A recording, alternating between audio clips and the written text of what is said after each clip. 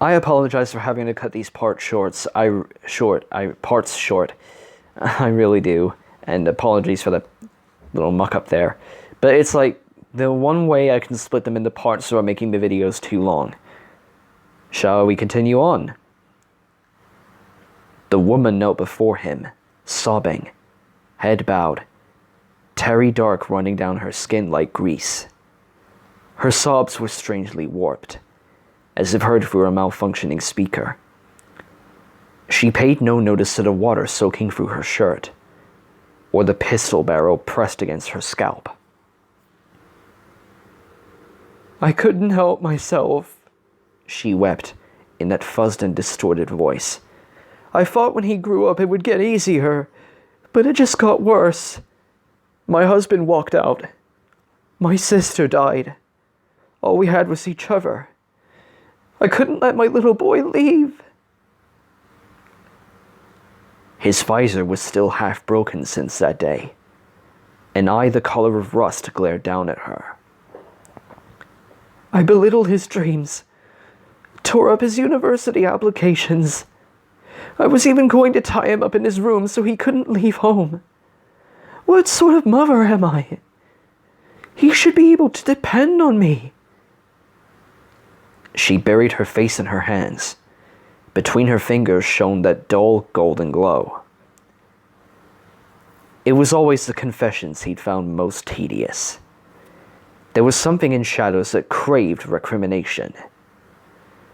They would burst from the dark like sores and boast about whatever peccadillo had warped them so, and no matter what he said in response, they took it as an excuse to mutate and attack. So it always went, even in this wasteland. Those patches of surging darkness birthed shadows. He would often find them standing motionless near such spots, or even clambering out with a sound like tearing meat as they wrenched themselves free of the black waters. He'd found this woman standing in this abandoned shop like a mannequin, her indigo eyes the only splotch of color visible. She had snarled that he had no idea what it was like to raise a child, the difficulties it entailed. When he'd merely stood and stared, she had changed and attacked, and he had immediately cut her down. He'd effortlessly navigated entire labyrinths carved from distorted hearts. These fledgling shadows were nothing in comparison. The pistol grinded against the woman's skin as she sobbed and heaved. I'm scared of being alone, she said. I'm so scared of everything. He lowered his gun and walked away. He felt nothing when assassinating people within the cognitive world, even at the beginning.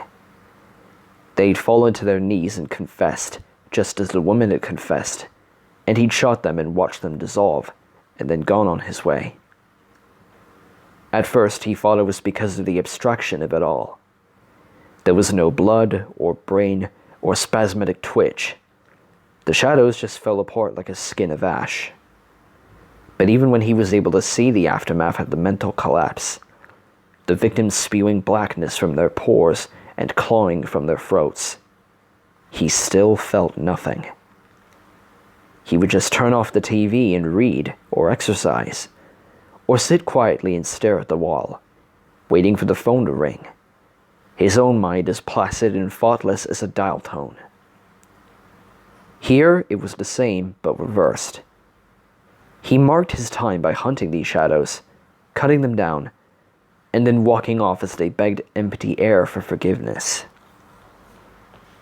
At first, he told himself that he might have been making amends for something.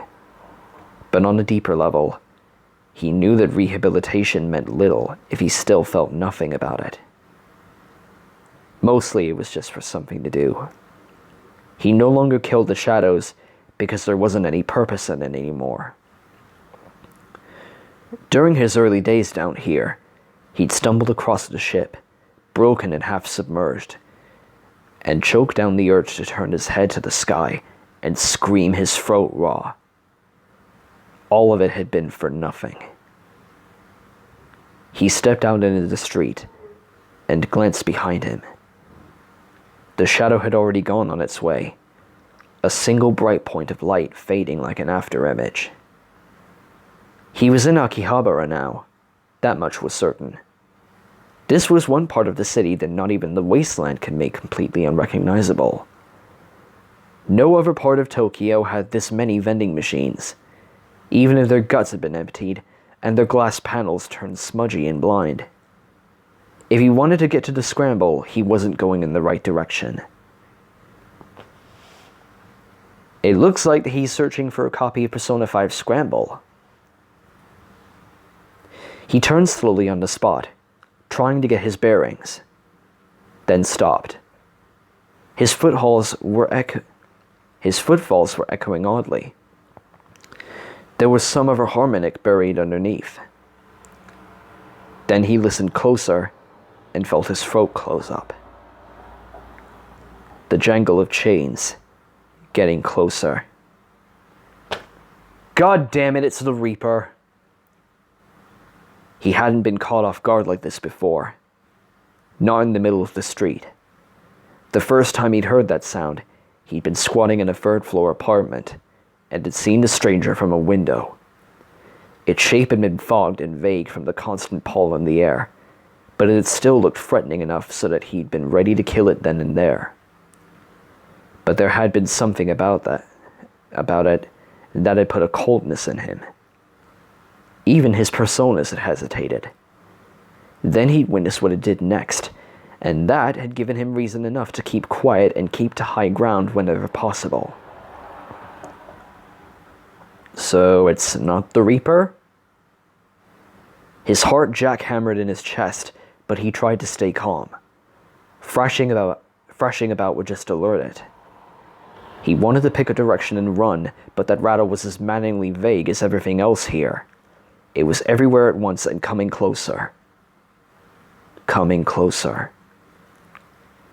He finally broke out into a run, and ducked into one of the shops and dove behind the counter, huddling in the shadows. To his right was another one of those patches of living dark, but nothing climbed out of it. The smallest of mercies. He pulled his knees up to his chin and squeezed his eyes shut and waited. The sound of chains approached at that same methodical pace, jangling like cowboy spurs in some old western. High noon beneath the black sun. Then the noise stopped. Only the wind remained. It stayed quiet for so long that he began to relax again. Then an animal shriek of metal on metal, and the counter to his side fissured as a length of that mottled chain smashed through and whipsawed tentacular across the floor, sending up that freezing water in spumes, and he clapped his hands over his mouth and cringed against the chill at the questing chain, as it soaked him but didn't touch him. Instead, it touched that patch of writhing shadow and tethered itself, snapped taut, and in the streets outside was a clatter and crash and high-tension groan as countless other chains quested through this dead city's alleys and shops and did the same. And as the chain beside him tightened, he heard that tearing gristle sound yet again, and a young girl was ripped from the waters, golden-eyed and soaked with greasy dark, the chain coiled around her chest and her arms, and laying atop her skull like a circlet and pulling tight enough, so that her whole head seemed distended, and she seized madly at the edge of the counter and held out her hand and screamed for help.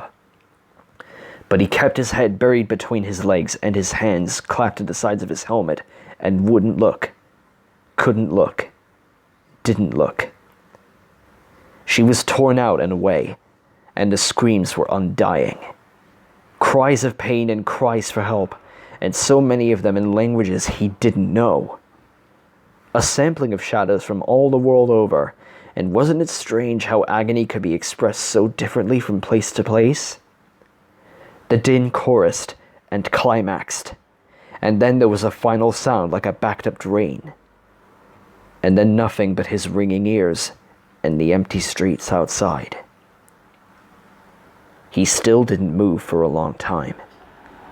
He stayed beneath the counter, soaked to the bone, his hand still uselessly clutching his helmet. His head ached immensely, a silver spike just above the temple. And even though his eyes were shut, he could still see it.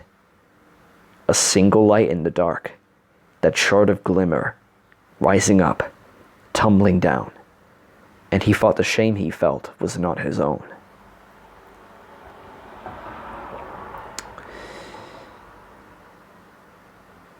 Is this a Persona 5 fanfic? I'm still reading a Persona 5 fanfic, right? Because I have the feeling that it just turned into a freaking horror movie. So, quick recap. Everyone knows about Akira's condition. Akira himself has now become Joker again. This guy right here that we've been reading about was unable to save the little girl. Or he could have, but he had to stay put, because he would be killed too.